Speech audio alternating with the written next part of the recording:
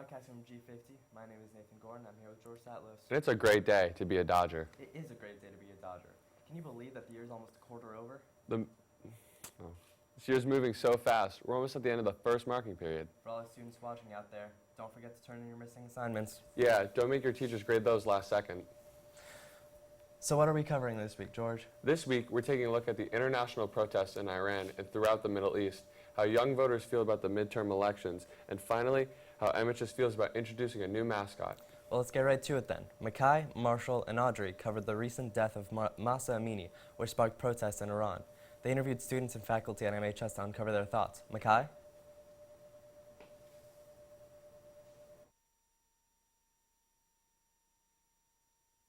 And it's your host, Makai. So today we're going to be interviewing people about the death of Mahsa Amini, who's an Iranian female who got killed by the police for not wearing her hijab.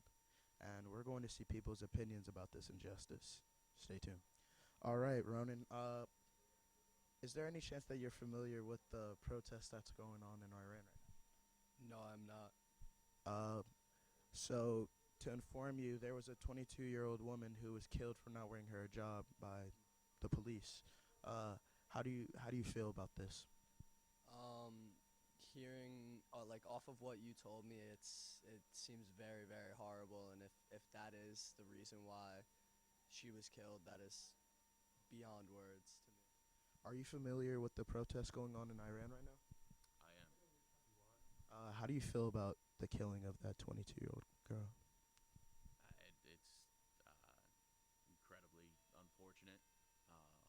It makes you appreciate the liberties and freedoms that we have here in the United States when someone could be put to death because of the way they dress or not adhering to some sort of morality clause. It's just incredibly unfortunate. All right, so are you guys familiar with the protests in Iran right now? No.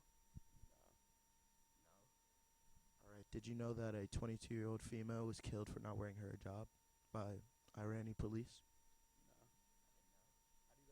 How do you guys feel about this? That's pretty bad. I mean, people should be able to wear and not wear what they want, to be honest. So how would you feel if somebody was oppressing you to wear something that you didn't necessarily agree with or like? I'd be pretty angry about that. Like, it's kind of messed up that that's what they're doing. Yeah, I agree with him. All right. Do you feel like these protests are justified? Definitely, yeah.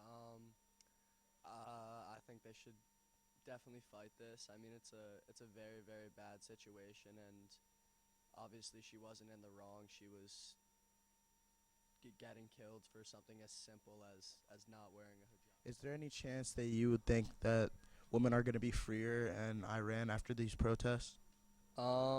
It's definitely hard to say. Like, I know Iran doesn't have a very good history with this. Like, they have a history of not treating women very well.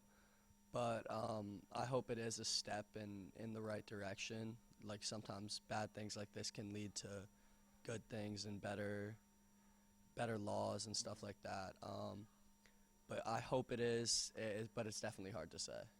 Thank you, Ron.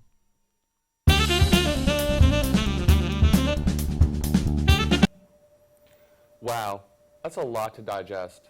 Thank you guys for shedding light on that issue. Another topic that could use some light is the upcoming midterm elections. George, are you able to vote in these elections? Well, I'm 18, but I'm not registered. You should be, George. It's your civic duty. In fact, Michael and Ben surveyed the students at MHS to see how many students were registered or aware of who the candidates are. Well, I guess I should pay attention to this next video. Michael?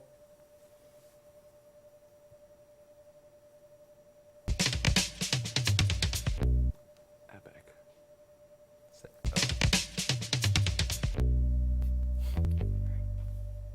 With midterm elections coming up in November, Ben and I set out to ask seniors of legal voting age to see if they're aware of who's on the ballot and see if they feel adequately represented by the politicians in DC. Ben? So I'm here with. Maeve. So have you registered to vote, especially considering the midterm elections in November? I'm planning to. Do you know who you'll be voting for in November, or at least like the candidates that are running? No, not yet. So do you feel like some of the politicians in DC might be a little bit too old? Yes. And then would you say that maybe there's a disconnect between the youth and the politicians in DC? Like maybe that you aren't being adequately represented? I think it's 50-50. So I'm here with. Ronan McGinn. So have you registered to vote in the upcoming midterm election? I have. That's great. Do you know like who's running for the elections in November? No, I do not. So do you feel that maybe some politicians in DC might be a little bit too old? Definitely. I think there's kind of an old era of politicians that's starting to slowly like fade away, like age out, and I think there'll be a lot of new faces soon, definitely. And then with that in mind, do you feel like there might be a disconnect between the youth and the politicians that represent them in DC? 100%. I think there's certain things that older politicians, although like in some ways they can be more knowledgeable, like there's certain things that they can't relate to everyday younger people on, definitely. Great. All right, thank you. So I'm here with. Michael Keller? So have you registered to vote for the upcoming midterm elections? I have, yeah. So do you know who's running in these midterm elections? Yeah, I have a good idea of the candidates. So do you feel like maybe some of the politicians in DC might be a little bit too old? I think in DC, yeah. I think that a lot of the candidates for the midterm are on the younger side, which I think is good. But I think a lot of the people in DC are getting up there. And then with that in mind, do you feel like there might be a disconnect between the politicians in DC, probably more at the federal level, with the youth? I think there absolutely is a disconnect, and I think that it does go both ways. I think that the youth can do a much better job of educating themselves on the politics and where people really stand, but also politicians, I feel, are out of touch, and part of that is just because a lot of them are really old, and part of it is also that the politicians that are so old have done nothing but politics. So I feel like their viewpoint is kind of skewed just because they've been in this political world for so long. Cool. All right, thanks for your time. Of course. So I'm here with Mr. Burnich, a history teacher at Madison High School. Yes. Hello. Good morning. Cool. So do you feel like some of the politicians in DC may be a little bit too old? Yes. Very good way to put it.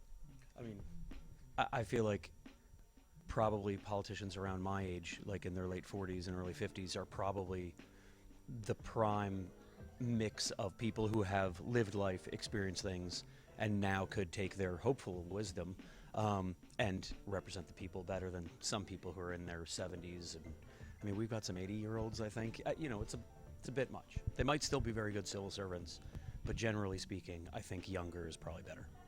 And then with that in mind, do you believe that there might be a current disconnect between the youth and the politicians representing them? I mean, generally, yes. I think there are some select politicians that get the younger generation, and by that I mean, 18 to 24-year-olds, and I suppose 24 into 30s, like the younger demographic of voters, I'm sure there are some who represent, but generally speaking, my guess is that they're a little bit disconnected, yes. And then, I guess just lastly, do you feel the youth might be well informed enough to make the decision to who to vote for, at least in this upcoming midterm election, like effectively know who to vote for? I do. I think there's been a lot more attention paid, especially in the past, let's just say decade, on politics, how things made at the federal level might affect us on a daily basis, or our personal lives and things like that. Normally, I think that wasn't the case. People, the president does what the president do, and Congress does what Congress does, and I just go about my day. I think there's more awareness now of how those decisions made in DC affect us. So I think, there's probably going to be more youth representation in the midterm elections, hopefully. I mean, more voting is good, so hopefully it works. With the average age of members of Congress raising over the last few decades, it makes sense that the younger demographic would feel a disconnect between their politicians. And considering only 36% of 18 to 29-year-olds consider themselves politically active, this disconnect makes sense. I therefore encourage people of the younger demographic to become engaged politically so that they feel more represented by their politicians in DC. And hopefully so, we can shorten the disconnect between the youth and their politicians. Wow, there is a disconnect present. Clearly there's a disconnect with you, George. Well, not anymore. I'm going to get to that before November 8th. We polled the students at MHS this week too, but about a very different topic. Indeed, we wanted to know how students feel about introducing a new mascot to MHS. Maeve joined us as we took to the halls to decide for sure if MHS needs a mascot. George?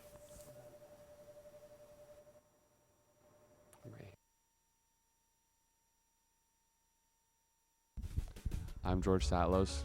Clearly, I'm in Dodger country.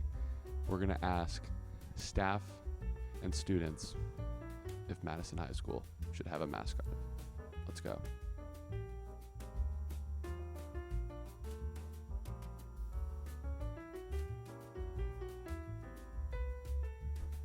I'm here with Charles Craig. I'm going around the school and asking students and faculty if we should have a mascot. What do you think? I think if it's done the right way, then we could. But if it's bad, then we should not. We're here in the library with Matt Salazar, Gavin Mock, and Morgan Arroyo. And today we're going to be asking these three people, should we at MHS have a mascot? Yes, we should. No, we shouldn't. I think we should. If we do have a mascot, what would the mascot be? A German Shepherd. Probably a German Shepherd. Probably a Dodger. He doesn't know. I'm here with Nino Pasikashvili. We're asking students and faculty if we should have a mascot at the high school. So what do you think? I think we should. I think it'd be really fun to have one. Kind of like run around at football games. I think it'll like really bring the hype. And what do you think the mascot would be at the high school? I think it should be like a dog or like a German Shepherd. I'm here with Mr. Sakala. So I'm asking students and faculty if the school should have a mascot. What do you think about that? The school already has a mascot. What's the mascot? It's the Dodger. It's the German Shepherd. It already exists. Where? Where is it? Where is it? It's everywhere. It's everywhere. There? Point the camera at it. Right there in the shirt. That's crazy. I Stop by the Dodger Den. It's on all the stuff there. It's on the sign that says Dodger Den.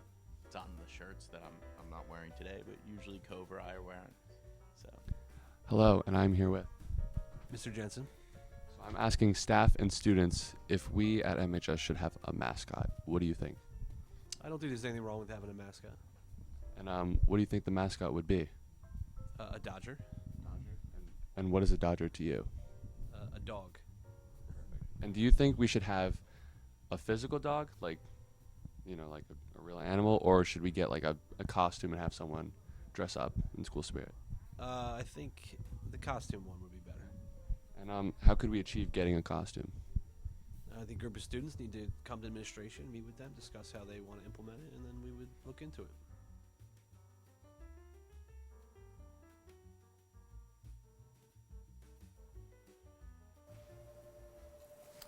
Well, it looks like we may see a Dodger mascot after all. Just in time for winter sports. Yes, fall sports are heading into their end-of-season tournaments. True, field hockey just won their conference.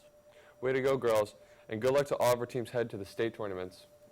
From G50, I'm Nathan Gorin. And I'm George Salos, and it's a great day to be a Dodger.